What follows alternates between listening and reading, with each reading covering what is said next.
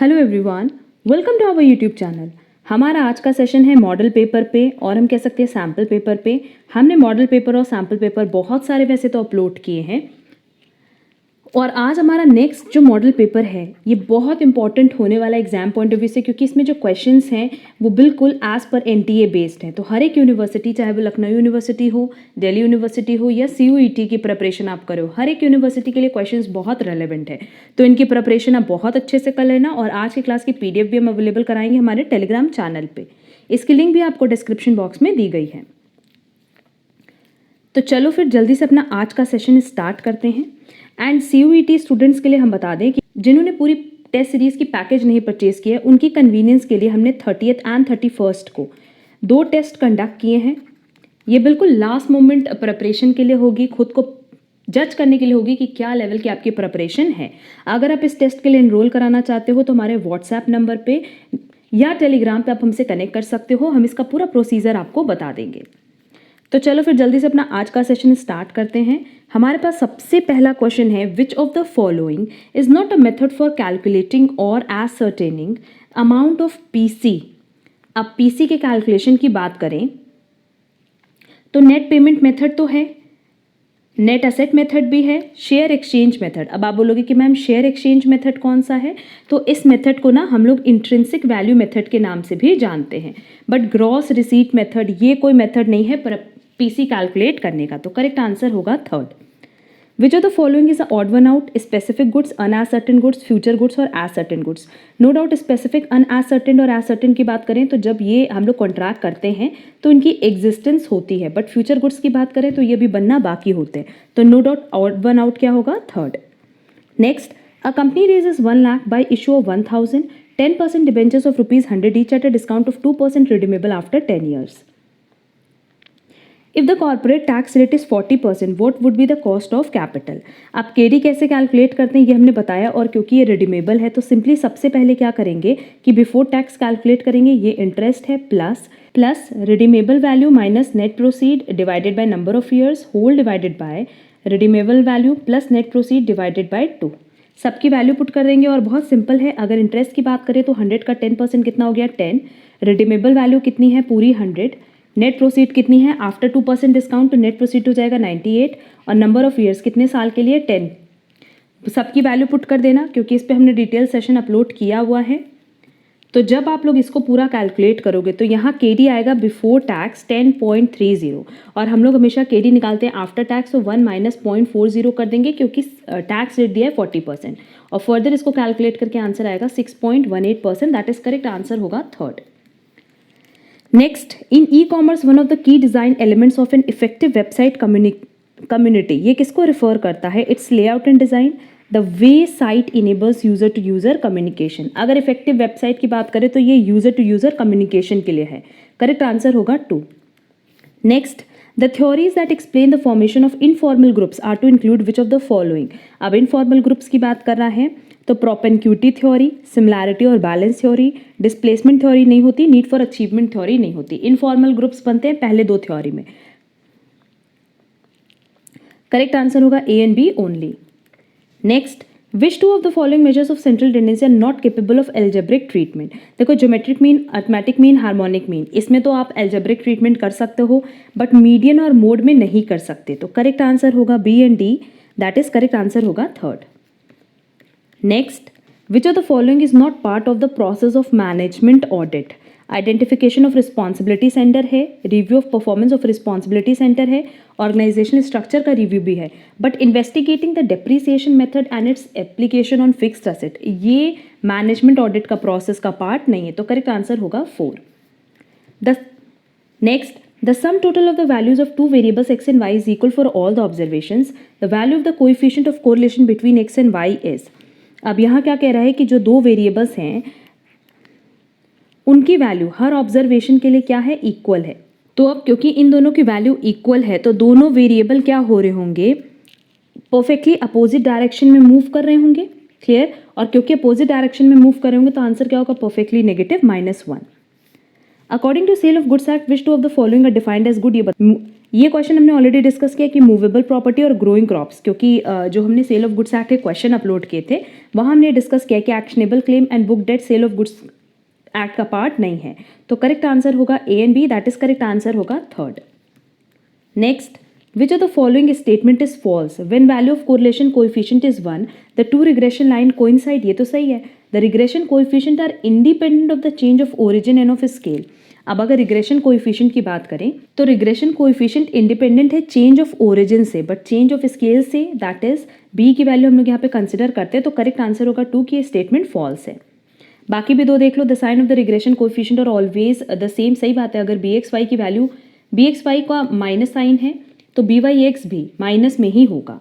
And the square of the coefficient of correlation is called coefficient of determination. ये भी सही है कि अगर आर का स्क्वायर कर दें तो क्या आएगा, coefficient of determination.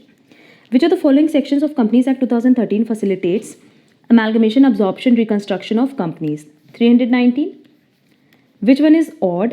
Economic policies, economic planning, socio-culture factors, macroeconomic scenarios. ये तीनों तो इकोनॉमी से रिलेटेड है। करेक्ट आंसर होगा third, socio cultural factors. Next, maximization of firms growth rate subject to managerial and financial constraints as one of the important alternative objectives. ये basically ये statement किसका था, रॉबिन मैरिस का। Which Next, which of the following statements are true? Transaction exposure is inherent in all foreign currencies denominated contractual transactions. Translation exposure relates to the change in accounting income and balance sheet statements. Yes, अगर transaction exposure की बात करें तो ये foreign currencies denomination से related होता है। Translation exposure accounting income balance sheet से रिलेटेड होता है। एंड इकोनॉमिक एक्सपोजर किससे रिलेटेड होता है, वैल्यूएशन ऑफ फर्म से। Operating exposure does not have any impact on the firm's future operating revenues. No, अगर ऑपरेटिंग एक्सपोजर की बात करें तो इनका इम्पैक्ट पड़ता है फ्यूचर ऑपरेटिंग रेवेन्यू पे।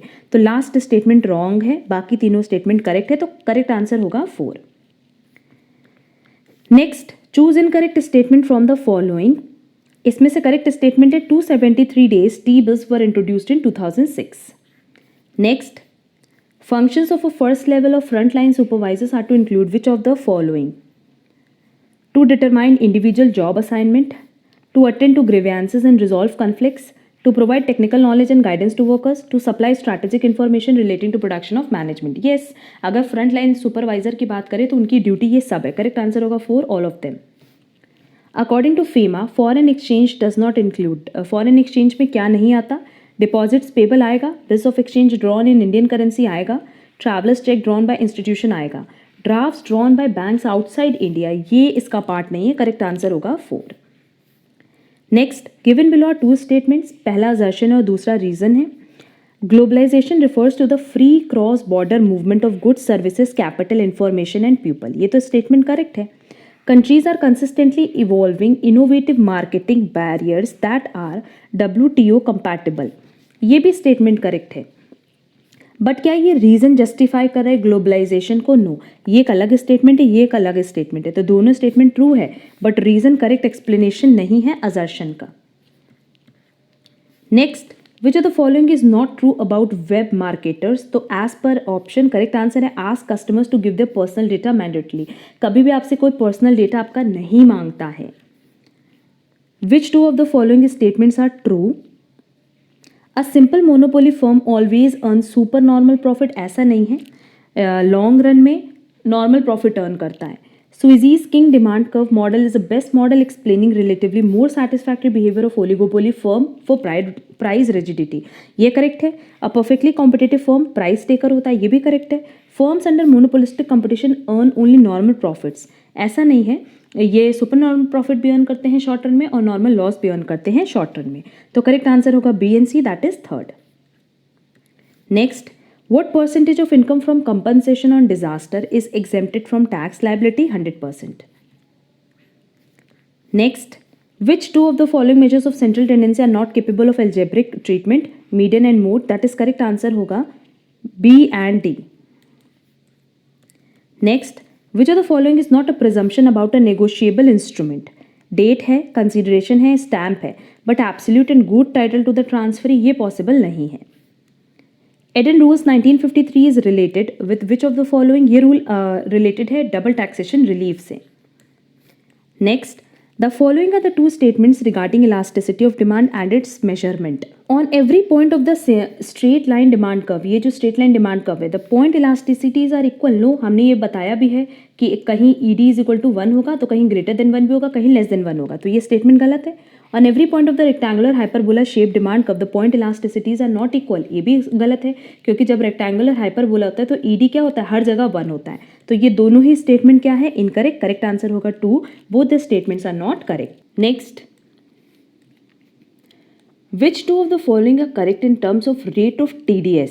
अब देखो TDS के भी जो रेट्स हैं वो एग्जाम में कई बार पूछ चुके हैं, तो मेरा ये सजेशन रहेगा कि TDS से रिलेटेड जितने भी रेट्स हैं वो अच्छे से लर्न कर लेना. फर्स्ट है income by way of winning from horse race at the rate 30%, ये तो करेक्ट है. इंश्योरेंस कमीशन, ये 10% से नहीं बल्कि इस पे 5% TDS एप्लीकेबल होता है. Rent of plant and machinery पे 5% बोल रहा है, जबकि प्लांट एंड मशीनरी पे सिर्फ 2% TDS एप्लीकेबल होता है. और अब अगर हम लोग बात करें रेंट ऑफ फर्नीचर की, तो इस पे ना 10% भी एप्लीकेबल और 5% भी एप्लीकेबल है. ठीक, तो ये करेक्ट हो गया कि 5% है. ऑप्शन ए और ऑप्शन डी करेक्ट है, तो करेक्ट आंसर होगा third, A and D. Next, which of the following types of authorities are found in most organization. Authority मतलब क्या होता है, right to perform और command. Division authority, line authority, staff authority और functional authority. Last के 3 तो आपको हर organisation में दिखेंगे बट division authority नहीं दिखेगा. तो करेक्ट आंसर होगा B, C, D only, that is 4. Next, match the following theories of profit with their propounders. ये क्वेश्चन अभी हमने रिसेंटली डिस्कस किया था कि प्रॉफिट की डेफिनेशन अलग अलग लोगों ने दी है और अपने पॉइंट ऑफ व्यू से किसी ने उसको रिस्क से कंपेयर किया है और किसी ने इनोवेशन से. सबसे पहला profit as rent of ability और ये डेफिनेशन थी वॉकर की, तो इसका करेक्ट मैचिंग होगा 4. डायनामिक थ्योरी ऑफ प्रॉफिट, ये डेफिनेशन है JB क्लार्क की. रिस्क थ्योरी ऑफ प्रॉफिट ये है हॉले की और इनोवेशन थ्योरी है स्कम्पीटर की. तो करेक्ट आंसर होगा third. Next, which one of the following relates to warranty. Warranty मतलब बेसिकली क्या होता है, दो चीज़ होती है, एक होता है कंडीशन, एक होता है वारंटी. कंडीशन ब्रेक होने पे आपको ये राइट मिलता है कि आप उस पूरे कॉन्ट्रैक्ट को तोड़ सकते हो, बट वारंटी के केस में ये नहीं मिलता. वारंटी के केस में आप सिर्फ डैमेजेस के लिए ही क्लेम कर सकते हो. It is of vital importance for completion of contract. No, ये तो कंडीशन की बात कर रहा है. If there is breach the aggrieved party was can repudiate the contract. No, ये भी आप कंडीशन की बात कर रहे हो. It is essential to the main purpose of the contract. No, ये सब कंडीशन है. वारंटी की बात करें तो ये पैरेलल टू कॉन्ट्रैक्ट होता है और इसके टूटने पे सिर्फ डैमेजेस के लिए क्लेम किया जा सकता है, जो कि 4th ऑप्शन में दिया. In case of breach the aggrieved party can claim only damages. Correct answer होगा 4. Next, which of the following are true about conditions according to the sale of goods act. अब condition की बात कर रहा है तो कंडीशन हमने जो इसके फीचर्स पढ़े थे उसमें टाइटल भी था, डिस्क्रिप्शन था, क्वाइट पोजेशन एंड एनकम्बरेंसेज, ये वारंटी से रिलेटेड था. करेक्ट आंसर होगा A and B only.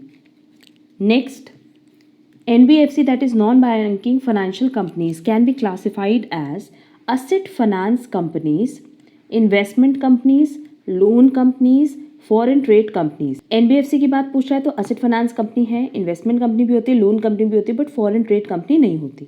Correct answer होगा first A, B and C only. 14 days intermediate T-bills were brought into effect from 96 to 97 after the abolition of which of the following 91 days T-bills. Next, match list 1 and list 2.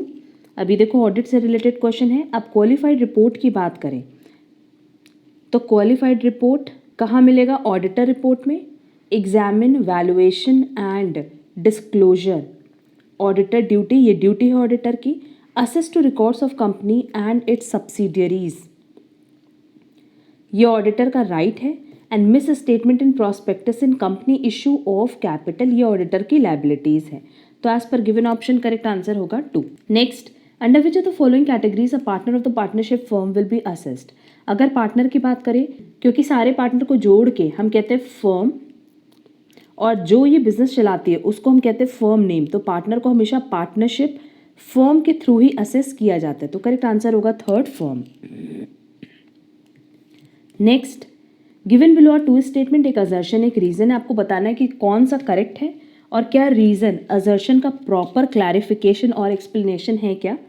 If the firm is prepare to incur increased cost on transportation it may be in a position to reduce its inventory cost. ये तो correct है भाई, अगर आप अपना cost of transportation बढ़ा दो, मतलब ट्रांसपोर्टेशन ज़्यादा से ज़्यादा करो, तो इन्वेंट्री कॉस्ट मतलब जो इन्वेंट्री को रखने की कॉस्ट है वो रिड्यूस हो जाएगी। As in such a case the firm can use a fastest mode of transport and rush the goods and stocks to the desired warehouse unmindful of the cost of transportation. बिना transportation की cost को सोचे आप क्या करोगे कि तुरंत तुरंत उसको वहां पहुंचा दोगे जहां उसको जाना है, जैसे वेयर हाउस में। ये दोनों ही स्टेटमेंट तो करेक्ट है और रीजन एजर्शन को एक्सप्लेन भी कर रहा है, तो करेक्ट आंसर होगा first. Next, which of the following is an incomplete experimental research design, one group before after design? Next, companies that are becoming skilled in customer relationship management, that is CRM, ये किस पे focus करती हैं? ये focus करती हैं developing programs to attract and retain the right customers and meeting the individual needs of valued customers. Next, which one of the following is the correct sequence of various stages of a operating cycle of a manufacturing company? देखो, सबसे पहले आता है raw material conversion period, फिर हम work in progress को convert करते हैं, फिर फिनिश्ड गुड्स को करते हैं और एट लास्ट रिसीवेबल्स होता है, जो ट्रेड रिसीवेबल होता है, और ये ऑप्शन दिया है फर्स्ट में। Next, which one of the following is a void contract. अब देखो बोला है वॉइड कॉन्ट्रैक्ट क्या है? Unilateral contract, implied contract, express contract, ये तीनों वैलिड है। A contract which ceases to be enforceable by law. Void contract एक ऐसा कॉन्ट्रैक्ट होता है जो जब बना होता है तब तो वो वैलिड होता है, पर बाद में कुछ ऐसी सिचुएशन अराइज होती है जिसकी वजह से वो कॉन्ट्रैक्ट वॉइड हो जाता है। जैसे मान लो दो पार्टी है, ए और बी, दोनों ने डिसाइड किया एक दूसरे से शादी करेंगे, बाद में ए इंसेन हो जाता है, दैट इज मैड हो जाता है, तो क्या ये कॉन्ट्रैक्ट कंटिन्यू होगा? नहीं। ये वैलिड कॉन्ट्रैक्ट किस में कन्वर्ट हो जाएगा? वॉइड कॉन्ट्रैक्ट में, कि अब ए और बी चाह के भी कॉन्ट्रैक्ट कंटिन्यू नहीं कर सकते। तो करेक्ट आंसर होगा a contract which ceases to be enforceable. Next, ये क्वेश्चन नंबर कट कर दो 40। Next, which of the following is a non-random method of selecting samples from a given population? Correct answer होगा quota sampling. Which of the following terms means a tendency of a supervisor to rate a subordinate lower than his performance? मतलब subordinate भले अच्छा काम कर रहा है, पर आप उनको जो रेट कर रहे हो, आप उनकी रेटिंग कर रहे हो, तो आप उनकी परफॉर्मेंस से कम उनको रेट कर रहे हो। इस प्रोसेस को कहते हैं horns effect. Next, in the recent years, the major gain in logistical efficiency have come from which one of the following advances in the IT, that is information technology? What are the drivers of globalization? Globalization के लिए क्या कौन से driver हैं? Population, mobility, especially of labor, financial flows है, exporting नहीं है, assembly operations नहीं है, तो correct answer होगा third A and B. Next, which two of the following statements are true? Skewness studies the flatness or pickedness of the distribution. A positively skewed distribution curve is stretched more to the right than to left. ये correct है. On the basis of empirical relationship between mean median mode for moderately asymmetrical distribution, Karl Pearson coefficient of skewness can be measured by 3 mean minus median divided by standard deviation. ये भी सही है. यहाँ basically Karl Pearson के skewness की बात कर रहा था. If mean is less than mode, the distribution is positively skewed. No, अगर positively skewed है तो mean बड़ा होगा किससे? मीडियन से और मोड से, और अगर ये रिवर्स है तब उसको नेगेटिवली स्लोप बोलेंगे। तो ऑप्शन कौन कौन सा करेक्ट है? बी एंड सी, तो करेक्ट आंसर होगा 2। Next, which two of the following are correct about TDS certificates? अब TDS सर्टिफिकेट की बात करें, that is tax deducted at source की। कह रहा है कि TDS on non salary payment form 16, जबकि फॉर्म 16 की बात करें तो ये TDS सर्टिफिकेट है ऑन सैलरी पेमेंट, तो ये तो रॉन्ग हो गया। TDS ऑन सैलरी पेमेंट है फॉर्म 16A। अब फॉर्म 16A की बात करें ना, तो फॉर्म 16 जैसे सैलरी पेमेंट के लिए हमने बताया, वैसे form 16A income other than salary के लिए होता है, तो ये दोनों ही गलत है। TDS on sale of property form 16B, ये करेक्ट है कि अगर आप कोई भी प्रॉपर्टी परचेज करते हो तो आपको फॉर्म 16B मिलेगा। And TDS on rent form 16C, ये भी करेक्ट है। TDS ऑन रेंट जो होता है वो किस में होता है? फॉर्म 16C में, तो लास्ट के दो स्टेटमेंट करेक्ट है। दैट इज करेक्ट आंसर होगा second C and D. Next, which three of the following types of cyber attacks may occur in the process of mobile banking? इसका correct answer होगा backdoor attack, denial of service attack and direct access attack. Correct answer होगा 4। Next, which among the following are not qualified to be appointed as auditor of a company? किसको appoint नहीं किया जा सकता? An individual who is a chartered accountant and holds a certificate of practice as per C act 1949, इनको कर सकते हैं। Next, in which of the following years the Bretton Woods agreement was signed by the delegates from 44 nations which led to the establishment of the IMF? 1944। और आज का हमारा last question है, which two of the following are the function of WTO? WTO का कौन सा function है देख लेते हैं। To facilitate the implementation, administration and operation of trade agreement, yes. To carry out periodic reviews of the trade policies of its member countries, yes. To assist in the establishment of a multilateral system of payments, to promote international monetary corporation. ये दोनों इनका function है, पर पहला दोनों function है, तो correct answer होगा 4 A एंड B। ये ओवरऑल 50 MCQs थे related to MCom entrance exam, जो कि बहुत important exam point of view से। आप इन सारे क्वेश्चंस की प्रैक्टिस बहुत अच्छे से कर लेना। एंड अगर किसी भी कॉन्सेप्ट में या किसी भी क्वेश्चन में कोई प्रॉब्लम होगी तो कमेंट बॉक्स में कमेंट करके ज़रूर बताना। अगर आपको आज का क्लास यूजफुल लगा है तो वीडियो को लाइक, कमेंट, शेयर ज़रूर करना। एंड अगर आप हमारे चैनल पर नए हो तो चैनल सब्सक्राइब ज़रूर कर लो, सो दैट आगे के क्लासेस की नोटिफिकेशन आपको टाइमली मिल पाए। हम बहुत जल्दी इसके नेक्स्ट 50 MCQs भी अपलोड करने वाले हैं। और आज की क्लास की PDF आपको हमारे टेलीग्राम चैनल पे मिल जाएगी, जिसकी लिंक अगेन डिस्क्रिप्शन बॉक्स में दी गई है। वो स्टूडेंट जो CUET के लिए प्रिपरेशन कर रहे हैं उनके लिए एक इन्फॉर्मेशन है कि अगर वो चाहें तो हमारा last moment practice set join कर सकते हैं, जिसमें हम लोग 2 टेस्ट प्रोवाइड करेंगे on 30th and 31st of अगस्त। जो भी इंटरेस्टेड हैं वो हमसे टेलीग्राम पे या व्हाट्सएप पे कॉन्टैक्ट कर सकते हैं। अब हम लोग मिलेंगे हमारी नेक्स्ट क्लास में। आज के लिए बस इतना। Thank you so much.